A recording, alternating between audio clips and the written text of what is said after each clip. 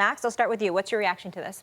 I think this is how it goes. Like, this is why the reaction to Tebow getting the opportunity in the first place, I understand. And by the way, maybe it's tied into white privilege or some kind of adjunct to white privilege, something related to it maybe. Okay, his former college coach.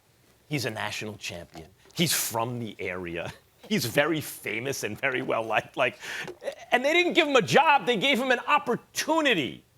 And Stephen A., I think it's very difficult for people to get upset at someone who accepts an opportunity. Most people are not turning that down, even if others are not so privileged, right? That you may insist, hey, everyone should have the same opportunity, but usually the individual is not going to turn that down. I didn't have a problem with that.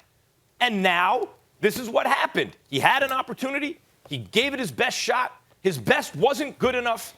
He doesn't have a job. He didn't make the cut. That's how it goes. I don't have a problem with the way any of this played out. Couple of things. My condolences, my heart goes out to Tim Tebow.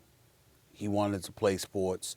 Obviously, for those of you who have been living under a rock and may not know, Tim Tebow is a very marketable individual.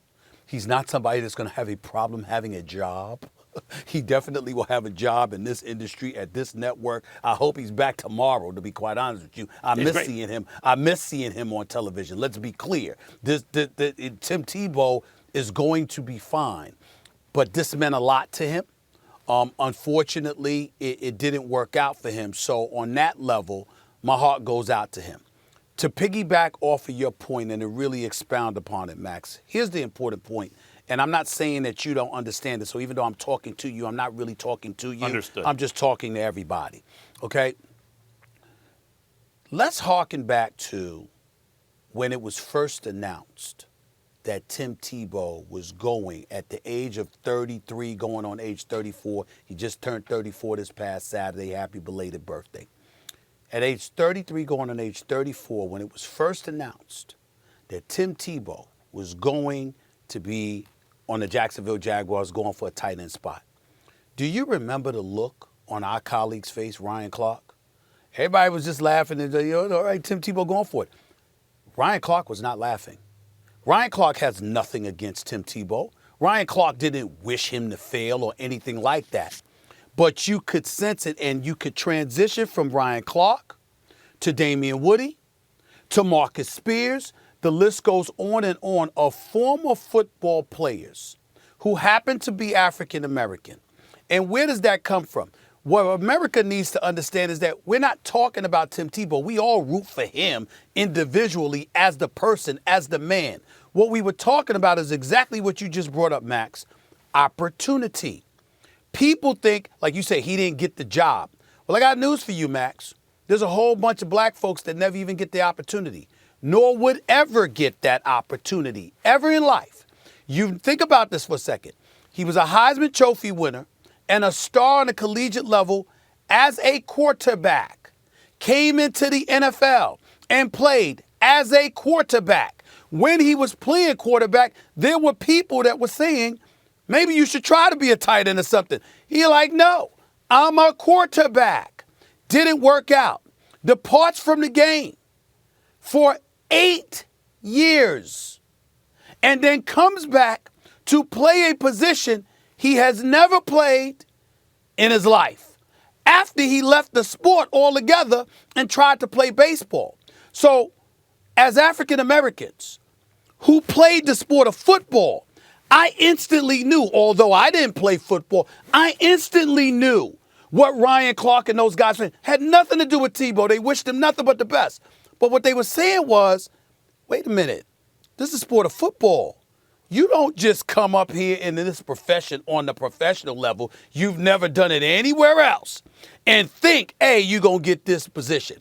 B, more importantly, coaches and organizations usually wouldn't give you the opportunity because you never paid your dues by playing the position before you tried to play it at an elite level.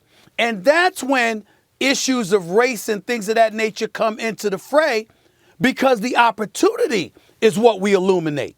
It's not even the result. It's the opportunity that's accorded to others that would never be accorded to us. And when that happened, whether it's with Tim Tebow, whether it was what I pointed out with Steve Nash or whatever, I apologized on the air, Max, if you recall. Steve Nash is a wonderful man, really good dude, represented by a man that I love and revere in Bill Duffy, one of the greatest agents to ever be in this business, who swears by the character and the man that Steve Nash is. And my retort to Bill Duffy was, it's not about Steve Nash. I'm not talking about him. I'm talking about him being the embodiment of something that would never, ever, ever happen for us. And this is the latest example of it. So whether Tim Tebow got this job or not was really irrelevant. It's the fact that he got an opportunity that we can't think of a black man ever getting under those same circumstances. Right. The question is, if you do the thought experiment, were Tim Tebow black, would he get the same opportunity if you were African American? No. It's hard to say because you might say he couldn't be Tim Tebow if he was African American. Maybe That's his true. popularity never That's reaches fair. that height. Maybe. Although maybe it does. And maybe if there was an That's fair. African American quarterback in college whose kind of religiosity he wore on his sleeve and was inspirational to people and won a national title, maybe if his coach got a job in the NFL and wanted to bring him in just as to boost, I don't know, culture or whatever, maybe he would have gotten that opportunity. And maybe Tim Tebow is being tokenized in this way as a symbol of white privilege and he doesn't deserve it. And maybe the same applies to Steve Nash. That's not to say that white privilege doesn't exist, right, or that maybe race does play a part here. It's just to say, for example, in the example that you give of Steve Nash, that was really a relationship with Kevin Durant and Kyrie Irving, right? That got him that job. Were he African American, would he not still have that same relationship with them, and would they still not back him, and would he still not wind up with a job? That's impossible to know. But I suspect the answer is yes there.